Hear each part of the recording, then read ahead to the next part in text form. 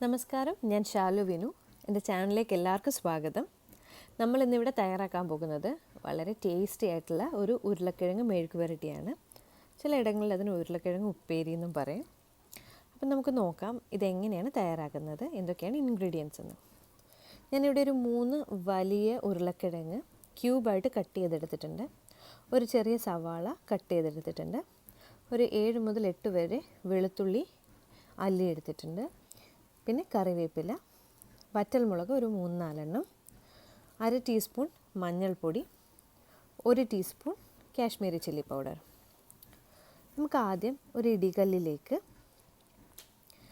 ഇതെല്ലാം കൂടി ഒന്ന് മിക്സ് ചെയ്തിട്ട് ഇട്ട് കൊടുത്ത് നമുക്കൊന്ന് ചതച്ചെടുക്കണം. അതിനായി ആദ്യം സവാള, പിന്നെ ഗാർലിക്, ഡ്രൈ റെഡ് ചില്ലി, അതിൻ്റെ കൂടെ കറിവേപ്പില, ഇത് ഇത്രയും ചേർത്ത് നമുക്കൊന്ന് ചതച്ചെടുക്കാം. ഒരുപാടങ്ങ് പേസ്റ്റ് പോലെ ചതച്ച് എടുക്കേണ്ട ആവശ്യമൊന്നുമില്ല. ഇത് ചെറുതായി ഒന്ന് തട്ടി കൊടുത്താൽ മതിയാവും. ഇപ്പോൾ നിങ്ങൾക്ക് വേണമെങ്കിലൊന്ന് മിക്സിയിലിട്ടൊന്ന് ക്രഷ് ചെയ്തെടുത്തും നമുക്കിത് എണ്ണയിലേക്ക് ഇടാവുന്നതാണ്. ഇല്ലെങ്കിൽ ഇത് ചുമ്മാ അങ്ങനെ ഇട്ടാലും മതിയാവും. ഇത് ഈ ഫ്ലേവറൊക്കെ എണ്ണയിലൊന്ന് ഇറങ്ങാൻ വേണ്ടിയിട്ടാണ് ഇതൊന്ന് ചതച്ചെടുക്കുന്നത്. അപ്പോൾ ഇത് നല്ലതുപോലെ നമുക്ക് ആവശ്യമുള്ള രീതിയിൽ ഒന്ന് ചതഞ്ഞു വന്നിട്ടുണ്ട്. ഒന്ന് തട്ടിയെടുത്തിട്ടേ ഉള്ളൂ ഞാനിത്. ഇതാണതിൻ്റെ പരുവം. നമുക്കിനി ഇത് ഇടികല്ലിൽ നിന്ന് മാറ്റി ഒരു പ്ലേറ്റിലേക്ക് വയ്ക്കാം. ഇനി മെഴുക്ക് പുരട്ടി തയ്യാറാക്കുന്നതിനായി ഒരു പാൻ ചൂടാക്കി അതിലേക്ക് ആവശ്യത്തിന് എണ്ണ ഒഴിക്കുക. എണ്ണയൊന്ന് ചൂടായി വരുമ്പോഴേക്കും നമ്മൾ ഈ ചതച്ച് വെച്ചിരിക്കുന്ന മിക്സ് അതിലേക്ക് ഇട്ടിട്ട് ഒന്ന് വഴറ്റിയെടുക്കാം. ഇത് എണ്ണയിലൊന്ന് മൂത്ത് വരുമ്പോൾ ഒരു നല്ല മണമൊക്കെ വരും. ഈ വറ്റൽ മുളകാണ് മെയിനായിട്ട് ഇതിനൊരു എരിവ് കൊടുക്കേണ്ടത്. അതാണ് മെയിൻലി ഇതിലെ ഒരു ഇൻഗ്രീഡിയൻറ്റ്.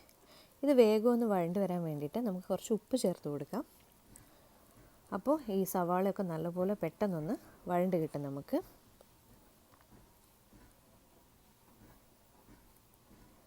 സവാളയൊക്കെ ഏകദേശം ഒന്ന് വഴണ്ട് വന്നിട്ടുണ്ട്. ഒരുപാട് ഫ്രൈ ആക്കേണ്ട ആവശ്യമില്ല. ഒന്ന് വഴണ്ട് വരുമ്പോഴത്തേക്ക് അതിലേക്ക് നമുക്ക് 1/2 ടീസ്പൂൺ മഞ്ഞൾപ്പൊടി ചേർത്തൊന്ന് ഇളക്കി കൊടുക്കാം. മഞ്ഞൾപ്പൊടിയുടെ ആ പച്ച കുത്തൊക്കെ ഒന്ന് പോകുമ്പോഴത്തേക്ക് നമുക്കിനി ഇതിലേക്ക് മുളക് പൊടി ചേർത്ത് കൊടുക്കാം. ഞാനിവിടെ 1 ടീസ്പൂൺ കാശ്മീരി റെഡ് ചില്ലി പൗഡറാണ് യൂസ് ചെയ്യുന്നത്. ഇപ്പോൾ ഇതിൽ മുളക് പൊടി ചേർത്ത് കൊടുത്തില്ലെങ്കിലും കുഴപ്പമൊന്നുമില്ല. നമ്മളിതിൽ വറ്റൽമുളകാണ് മെയിനായിട്ട് ഇടുന്നത്. ഒരുപാട് എരിവ് ആവശ്യമില്ലെങ്കിൽ ഈ മുളക് പൊടി ചേർത്ത് കൊടുക്കേണ്ട ആവശ്യമില്ല. ഇതെല്ലാം ഒന്ന് വഴണ്ട് വന്നിട്ടുണ്ട്. നമുക്കിനി കട്ട് ചെയ്ത് വെച്ചിരിക്കുന്ന ഉരുളക്കിഴങ്ങ് ഇതിലേക്ക് ചേർത്ത് നല്ലതുപോലെ ഒന്ന് മിക്സ് ചെയ്ത് കൊടുക്കാം. എന്ന് വെച്ചാൽ എല്ലാ സൈഡിലും ഇതൊന്ന് മിക്സ് ആവണം. ഒരു സൈഡിൽ പോലും കോട്ടാവാതിരിക്കാൻ പാടില്ല. മസാലയൊക്കെ ഉരുളക്കിഴങ്ങിൽ നല്ലപോലെ ഒന്ന് മിക്സ് ആവണം.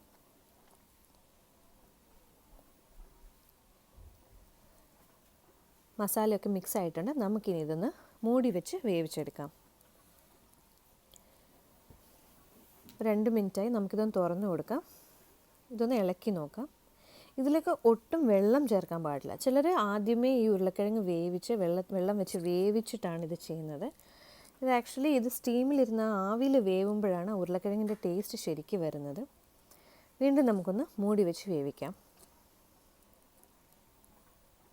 5 മിനിറ്റിന് ശേഷം ഇതൊന്ന് തുറന്ന് ഇളക്കി കൊടുത്തുകൊണ്ടിരിക്കാം. ഇത് അടിയിൽ പിടിക്കാൻ പാടില്ല. അതുകൊണ്ട് ഒരു ലോ ടു മീഡിയം ഫ്ലെയിമിൽ വെച്ച് വേണം ഇത് വേവിച്ചെടുക്കാനായിട്ട്. ഇത് ഏകദേശം ഒരു 10 മിനിറ്റ് വേണ്ടി വരും ഇതൊന്ന് വെന്ത് കിട്ടാൻ. ചില ഉരുളക്കിഴങ്ങിന് ഒരുപാട് സമയം ആവശ്യം വരില്ല. ചിലതിന് വേഗം വെന്ത് കിട്ടും. അപ്പോൾ ഉരുളക്കിഴങ്ങ് നമ്മൾ ഇടയ്ക്കൊന്ന് എടുത്ത് ടെസ്റ്റ് ചെയ്ത് നോക്കണം അത് വെന്തിട്ടുണ്ടോ എന്ന്. ഇപ്പോൾ ഏകദേശം 10 മിനിറ്റ് ആയിട്ടുണ്ട്. അപ്പോൾ നമ്മളിത് നോക്കുമ്പോഴേക്കും ഇത് ഒന്ന് വെന്ത് ഏകദേശം ആയി വന്നിട്ടുണ്ട്. ഇത് വെന്ത് കഴിഞ്ഞാൽ പിന്നെ മൂടി വയ്ക്കേണ്ട ആവശ്യമില്ല.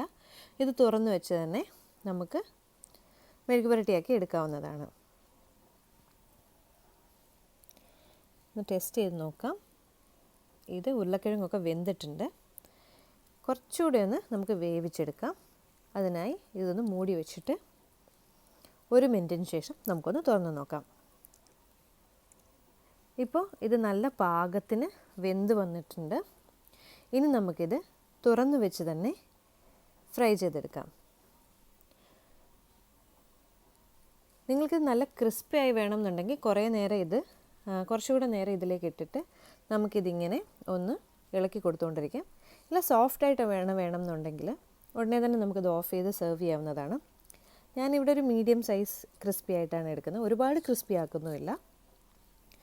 ഈ ഒരു പാകത്തിലാണ് ഞാനിന്ന് മെഴുക്ക് പുരട്ടി ഇവിടെ തയ്യാറാക്കുന്നത്.